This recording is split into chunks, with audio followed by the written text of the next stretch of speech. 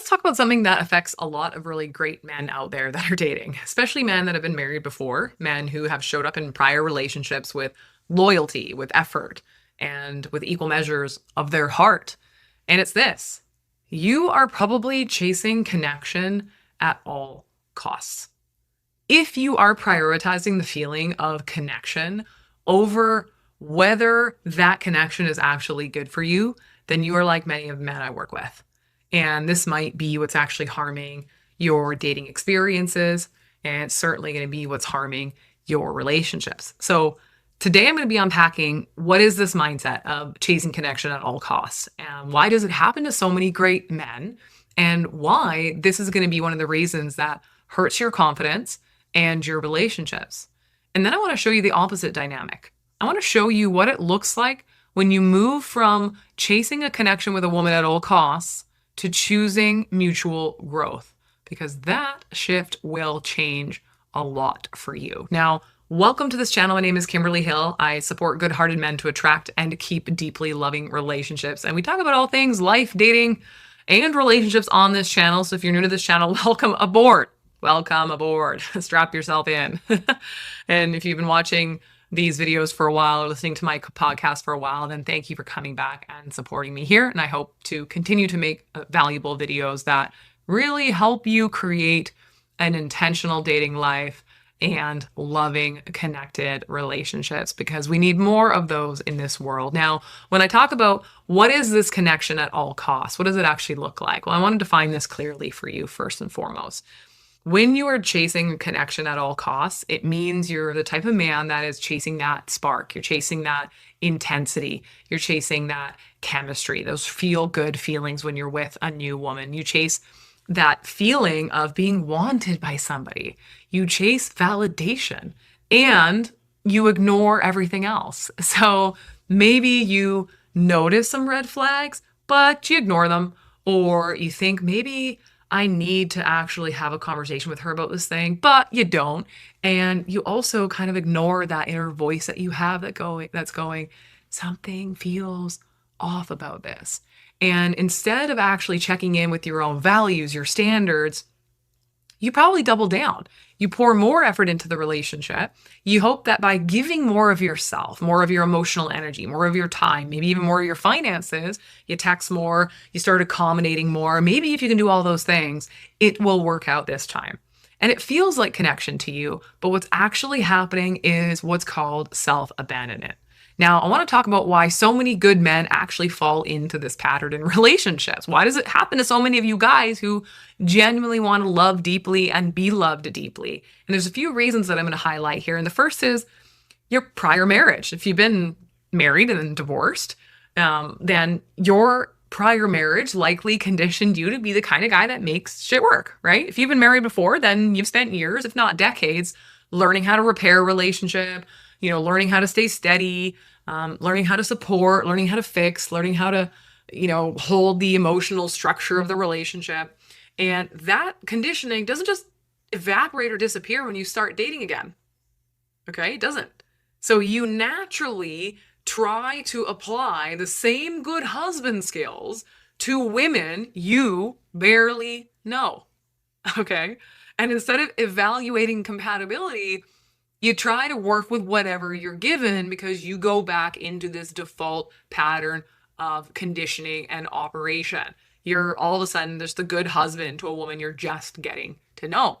Okay? This also happens because divorce creates a lot of emotional scarcity.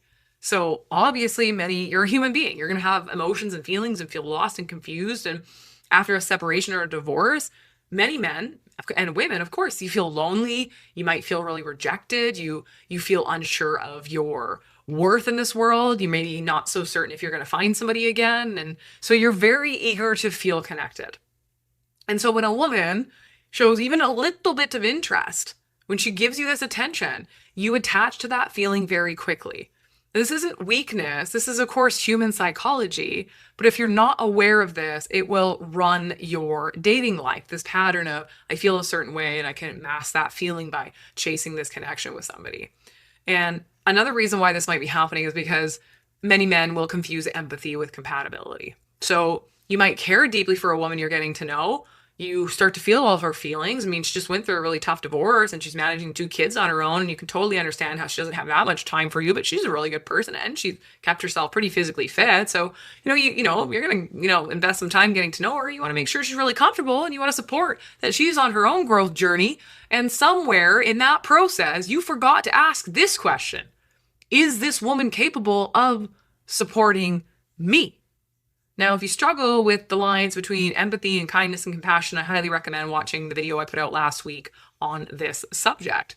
Now, another reason you might be the good guy that falls into this kind of trap is because you had some childhood conditioning to be what's known as the peacekeeper. So many men that I work with and that I know have grown up learning that, you can't rock the boat, you don't want to upset anybody, make sure you keep the peace, you got to be the calm guy, you got to be the responsible guy. So when you're out there dating, even small signs of disconnection start to feel like failure to you, and you chase the connection to prevent discomfort. But when you have a connection with a woman that doesn't have boundaries, it's not actually connection, it's survival. You're doing this because you feel you have to keep the peace, even with someone who's not good for you, because that's how you had to survive your childhood. And so let's actually talk about this cost of chasing connection at all costs, because the price is always going to be higher than you would like or you think. Now, the first is, of course, you're going to overlook red flags. You see inconsistent effort from a woman. Maybe you see a little bit of emotional immaturity. You see some hot and cold behavior, but you're really good at rationalizing women's behavior. And you tell yourself, well, it's probably nothing. She's probably just really stressed out. I mean, she did tell me that she's managing the kids on her own. And, she did tell me that she has this big thing going on at work. And she's such this ambitious woman. I mean, she's a lawyer. She's a litigator, for God's sakes, right?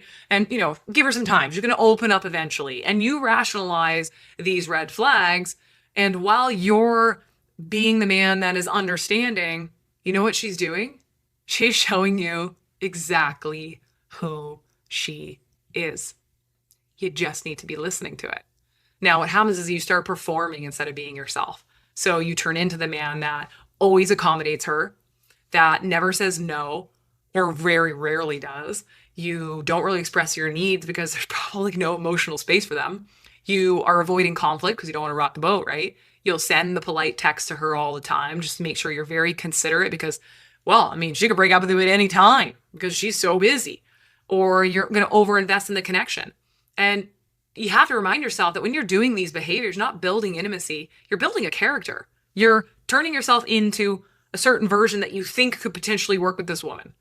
And if you have to turn yourself into somebody different, I'm not talking about growing and becoming a better human being and learning skills that are going to be helpful. But if you have to build a character in order to be with somebody, you're not building a true relationship. So what happens is you start attracting the wrong women. Women who benefit from the fact that you like to self-abandon and will just happily take everything you give them. But they're not going to grow with you. They're not going to meet you halfway. And as I know from many clients and many stories, they will drain the life out of you. So what happens is you start to lose respect. But you lose respect from her and you start to lose it for yourself. And women can pick this up right away. They can feel when a man is chasing connection instead of actually leading himself or enforcing boundaries or saying no to a woman. And internally, you're doing it too. And so you start to feel resentful. You start to feel small. You start to feel unappreciated. You start to feel rejected. And maybe then you start wondering, okay, well, what's wrong with me? But nothing's wrong with you. You're just operating from fear instead of from clarity. And so what then happens, and these are the costs of chasing emotional connection at all costs, is you end up doing all of the emotional work. You hold the conversation, you hold the structure, you hold the reassurance all the time, you hold the future planning, and guess what? You're just starting to burn out here. And you're realizing, well, I don't really think I'm asking for a whole lot, but I sure have to give a lot to get a little. And it's the quintessential, people-pleasing type of structure. So what does the opposite look like? Because maybe you guys know this pattern all too well. So what does a mutual growth relationship actually look like? So let's flip this around. Let's talk about what healthy masculine leadership and mutual growth actually looks like in a relationship, because this is where great relationships come from. And you can have a woman who's by no means perfect and still create a beautiful relationship where you both expand. You do not need to attract a perfect woman, but you have to become the kind of man that you want to be, i.e., the guy that can speak his truth and say no and have boundaries and have standards in order to attract a woman that can respect that.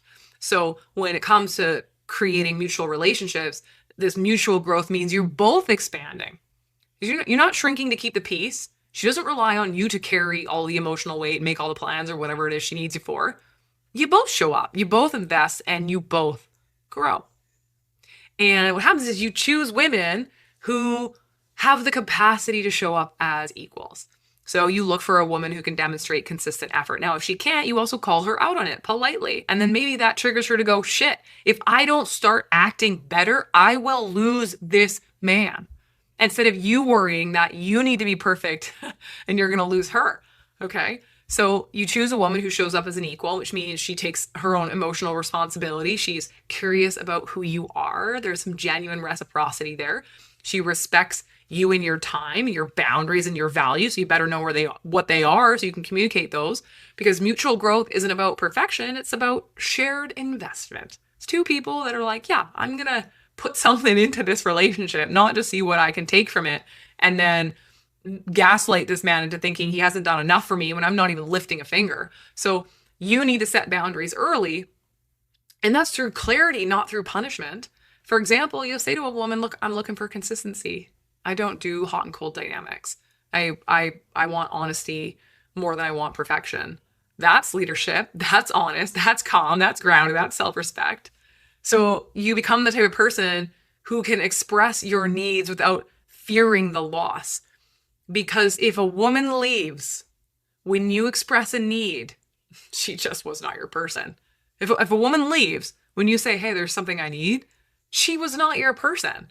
And how long were you going to emotionally invest into that relationship before asking for something and finding out she wasn't the person for you? So you can learn a lot about somebody by how they respond to healthy boundaries and healthy standards early on. And it's because you understand that connection isn't a byproduct. Connection isn't something that is manufactured by over-giving and over-investing. It's something that naturally forms between two emotionally mature people who are showing up for each other. And I guess it's honesty, not perfection. So mistakes can be made, but they're all repairable and fixable with good dialogue and good boundaries moving forward. So let's talk about, just for a minute here, a couple tangible examples. Maybe this will be helpful section as well. Now, examples of chasing connection at all costs is a woman cancels on you last minute and you respond, yeah, no worries, totally fine, whatever works for you. You think you're being easygoing, but you're actually teaching her that your time doesn't matter. Contrast this with an example of mutual growth is she cancels and you say, no worries, let's find another day that works for both of us. And if this pattern repeats, you step back with grace and clarity. You know, if a woman can't make time to go on a date with you, she can't make time for you, let alone make time for anything else that might need to be a requirement of being in a loving relationship. So another example is when you're chasing connection at all costs, you will overshare too quickly to try and keep your intimacy alive. Whereas mutual growth is you're letting intimacy build naturally. When you chase connection at all costs, you accept inconsistent effort from a woman. But when you're building a relationship with mutual growth, you match consistency. You don't chase, you invite into your world. So the truth is, while connection feels good, mutual growth will lead to the kind of connection that actually changes your life. And for many of you men out there that are truly, genuinely wanting steady, healthy love, then you cannot chase connection at all costs. You have to start choosing relationships where two people are growing.